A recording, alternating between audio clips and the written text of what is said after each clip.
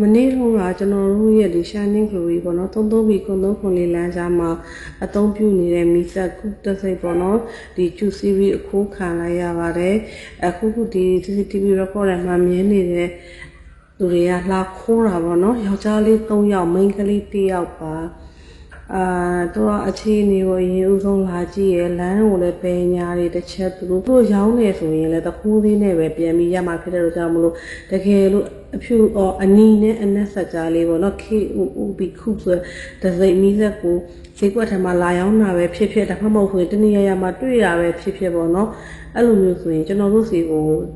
တစ်ချက်အကြောင်းကြားပေးသေးချင်ပါတယ်ပေါ့နော်ကျွန်တော်တို့ကအော်ဘောင်းကလေးဖာလဲဆိုအမျိုးသမီးတယောက်ပါနေရတော့ကျွန်တော်တို့အံ့ဩတယ်သိလားဒီမှာဆိုရင်အမျိုးသမီးတယောက်ပါတယ်ကွာမြင့်မှန်နဲ့နောက်ပြီးတော့သူဟိုတက်ရပုံစံနဲ့ကွာဒီအကောင်မဆိုရင်လေအဲ့လိုမျိုးတွင်ပြင်းနေကွာ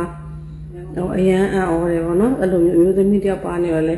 အံ့ဩတယ်ပေါ့နော်ဒါကပထမအပိုင်းပတ်ဝန်းပေါ့သူရောက်လာတယ်ဘလို့ခိုးမလဲကတ်တယ်နဲ့ဖြတ်တယ်ခိုးဖို့ရအတွက်လှုပ်တယ်အဲ့မှာဒါကျွန်တော်တို့ပွင့်သွားပြီကျွန်တော်တကားပွင့်သွားပြီအဲ့ဘက်ကတော့ခတ်ထားတဲ့ဘက်ကိုသူတို့ကသူတို့ရဲ့ကတ်တင်နဲ့ဖြတ်တဲ့အချိန်မှာဒါအလုံးကပွင့်သွားပြီးမီးစက်ကိုစပြီးတော့မပြီးတော့ထုတ်တော့မယ်ပေါ့နော်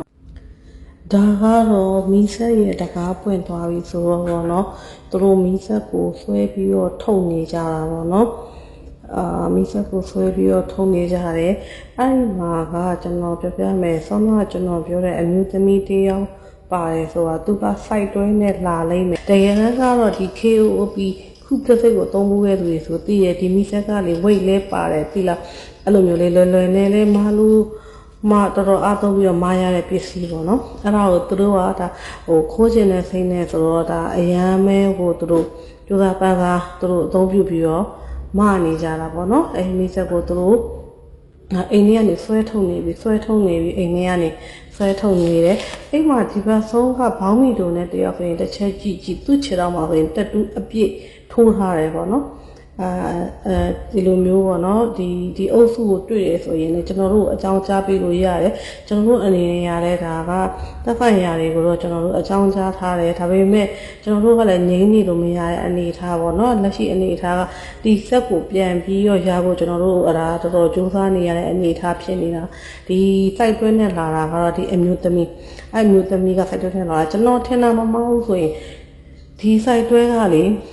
ပလင်းကောင်အိတ်ခွန်နေရောင်းတဲ့နေရာမှာကျွန်တော်တို့3မျိုးလဲဖြစ်မယ်အဲ့လိုမျိုးပါတိလာဒီပစ္စည်းတွေပါရလိုက်ပြီးတော့တည်ဖို့ရအတွက်လဲသူအဲ့လိုခိုးဖို့တိစားလောက်ထားတဲ့ site တွဲလဲဖြစ်ကောင်းဖြစ်နိုင်တယ်ပေါ့နော်ဘာလို့လဲဆိုတော့ဒီမှာသူကဒီ site တွဲကို site တွဲနဲ့ကတ်လာပြီပေါ့နော် site တွဲနဲ့ကတ်လာတဲ့အချိန်မှာဒီမီးဆက်ကိုတင်ဖို့ရအတွက်ကိုသူတို့ဘလို့မှပြောရမယ်ဆိုရင်မနိုင်တဲ့အခါကျတော့သူတို့ကဒီမတင်မှုရမနိုင်တဲ့အခါမှာ site တွဲကိုသူတို့ကဒီလိုမျိုးဖင်နည်းနည်းထောင်ပြီးတော့ဒီတင်လိုက်တယ်အဲ့ဒီ site တွဲရဲ့ဒီဖင်ပန်းမှာဆိုရင်လည်းကျွန်တော်တို့ဒီတန်ပြားလိုမျိုးလေးခံထားတယ်ဘေးဘက်တွေမှာလည်းပါတယ်အရှိဘက်တွေမှာလည်းပါတယ်ဒါတွေကိုကြည့်ချင်းအဖြစ်တော့သူကဒီလိုမျိုးပေါ့နော်ပစ္စည်းတွေကိုကြုံရင်လွယ်ရင်တင်တာမျိုးမဟုတ်ဘဲနဲ့တမင်တကာအပြင်မှာထားတဲ့ပစ္စည်းတွေကိုကြည့်ပြီးတော့တင်းနေတဲ့အဖွဲပေါ့နော်ခိုးနေတဲ့အဖွဲလို့တော့ဒါယူဆလို့ရတယ်ပေါ့နော်အနေထားကတော့ကျွန်တော်ပြောတဲ့ဒီမှာ main ကလေးတယောက်ပါတယ်ဆိုတော့လေဒီမှာပါတယ်အဲ့ main ကလေးတွေကတော့ဒီအဖွဲတွေကလူတွေကိုသူကဘယ်လိုပြောရမလဲဆိုရင်အဖွဲတွေကလူတွေပစ္စည်းတွေထုံနေတဲ့အချိန်မှာသူကတော့ဒါလမ်းကိုဟိုဘက်ဒီဘက်ကြည့်ပေးတဲ့အနေထားမှာတော့လှုပ်တဲ့ဟိုကြည့်ရတာကွာသိလားအဲ့ဒီကိုခိုးပြီးတော့ဟိုယူတယ်ဆိုတဲ့ဟာကြီးကလေပြီးရင်ဒီရဲ့တန်ကြီးကိုတိမတိတကယ်တမ်းကကြတော့လေဟိုရှားစားကြီးကျွန်တော်ပြောချင်တာ site တွဲကြီးတစ်ခုတော့မှပိုင်းနေပြီပဲကွာလက်ရှိအနေထားမှာသူဟိုဘယ်လဲပစ္စည်းအသေးပို့တွေပါလေသူတို့လုံးလို့ရတယ်ကွာပြီးရင်တန်မကောင်းမွန်3ယောက်ကွာဒီ3ယောက်ကိုကြည့်သုတ်ပြက်လုံးတီးလုံးချမဟုတ်ဘူးเนาะကောင်းမွန်ရိုးသားလှုပ်ရှားလို့ရရဲ့တန်းနဲ့ကိုခိုးနေတာအဲ့ဒါကြီးကိုကျွန်တော်ကဒေါသထွက်တာသိလားတကယ်ဆိုမဖြစ်တဲ့ဘူးကွာသူတို့အရွယ်လေးနဲ့